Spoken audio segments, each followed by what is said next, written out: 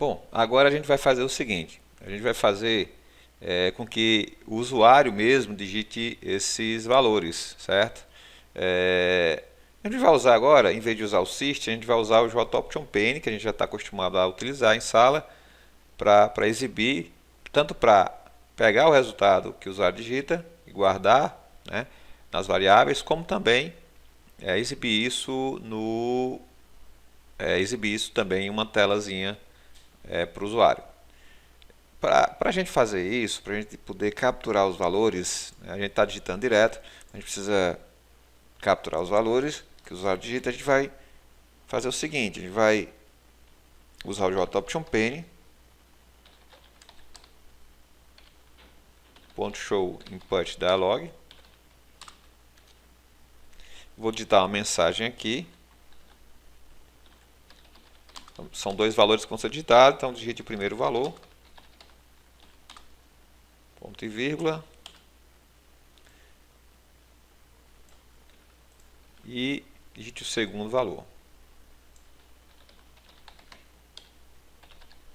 Bom, o que acontece?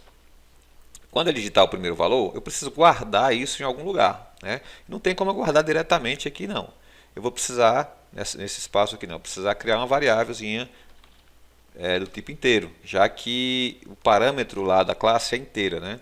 Então, int valor 1, ou no 1 mesmo, certo? Que vai receber isso aqui. Só que outro detalhe, né? Isso aqui é um string, ele retorna um string. Veja que aqui é uma classe, né? Como a outra qualquer, ele vai retornar um string, só que eu preciso fazer a conversão.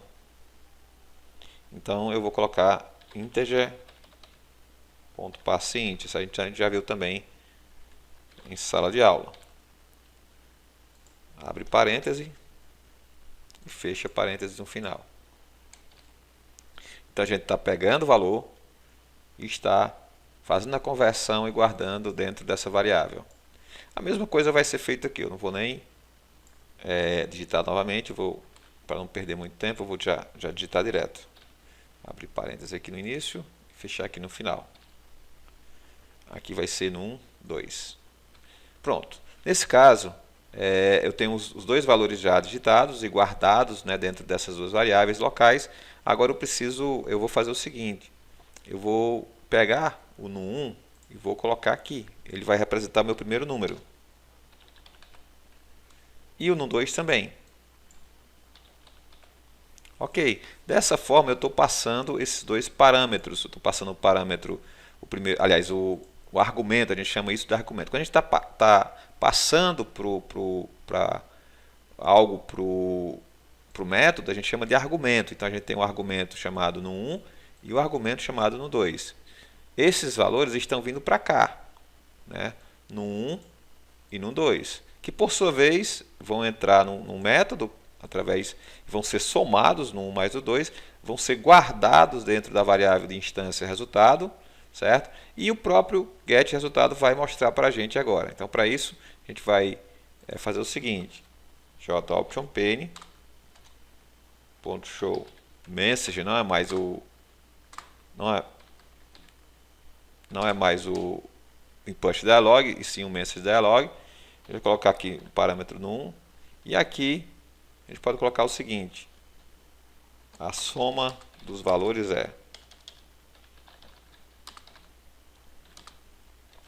eu vou colocar uma concatenação, e aqui eu coloco como? Eu coloco o nome da instância que eu estou chamando, que é somar 1, ponto. Desses dois métodos aqui, quem adivinha qual é que eu vou chamar? É o setResultado ou é o getResultado? É o getResultado. Como a gente já falou, é ele que mostra o que tem dentro do atributo, ok? Então vamos salvar, vamos compilar e veja que ele vai pedir para digitar o primeiro valor, vou colocar 10, digite o segundo valor, vou colocar 90 e o resultado, a soma dos dois valores é 100. Muito bem, aqui deu tranquilo, deu certo, espero que vocês tenham entendido. Então, como a gente já viu, um método ele possui o seu modificador de acesso. Nesse caso, esse método é público. ou seja, ele pode ser acessado por outras classes sem problema. Ele possui um tipo de retorno, que num caso aqui é o inteiro. Esse aqui é uma parte importante aqui do método, que a gente chama de identidade do método, certo? Toda essa parte aqui é a identidade do método. A gente também chama de assinatura do método, tanto faz chamar de identidade como assinatura. Então, a assinatura do método começa a partir do nome e inclui os parâmetros, que podem ser vários, né? A gente tem 2 aqui, mas poderiam ser mais parâmetros, certo? E essa parte aqui, que começa aqui e vai até aqui, certo?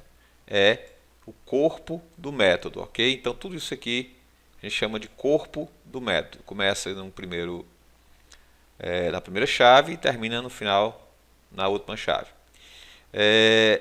Tudo isso aqui que está dentro são as instruções que ficam normalmente, obviamente, dentro do corpo do método. Mas o mais importante também é você fixar que isso aqui é a assinatura do método e dentro da assinatura do método você tem o nome do método e os parâmetros. Uma informação importante que vocês precisam memorizar é que em uma classe você não pode ter métodos com a mesma assinatura. Então, voltando aqui para o NetBeans, aliás, desculpem, o Eclipse, eu tenho um método subnúmero, né? Então, que tem 2 parâmetros, certo? Se eu for tentar criar aqui um outro método chamado public int subnúmero, esse aqui eu precisaria colocar minúsculo, subnúmero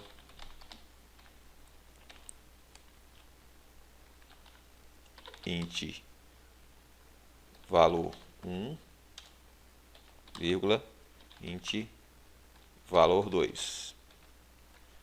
E abro aqui. Veja que está dando erro nos dois. Por quê? Porque não pode ter atributos, aliás, desculpem, métodos com a mesma identidade. Aqui essa identidade é igual a essa. Beleza. Mas se eu mudar o nome dos atributos, se eu colocar, por exemplo, em vez de valor 1, eu vou colocar no 1, isso é possível? Vai deixar de dar erro? No 2. Continua dando erro. Por quê? Porque o que conta na assinatura do método é o nome do método, seguido da quantidade de parâmetros, não necessariamente do nome da variável, e sim da quantidade. Se aqui tem dois parâmetros, e aqui também tem 2 parâmetros, mesmo que com nomes diferentes, ele não aceita. Agora, um detalhe é que se eu tivesse, por exemplo, um terceiro parâmetro aqui, chamado num3, int num3, né? Int num3, nós temos aqui int num1, int num2 e int num3. São três parâmetros. Aqui já não era para dar nenhum erro. Só está dando erro porque ainda está faltando o corpo aqui que é o resultado, né? Valor, vou colocar aqui no 1 menos no 2, no 2 menos no 3, pronto. Então eu posso criar um outro método com o mesmo nome, certo? Só que com quantidades de parâmetros diferentes, certo? Então a assinatura, nesse caso, ele não considera que é igual a essa. Por quê? Porque tem, em vez de ter 2 parâmetros, tem 3 parâmetros, ok? Então, se o nome é igual, pelo menos a quantidade de parâmetros tem que ser diferente. Ah, mas se aqui fosse double,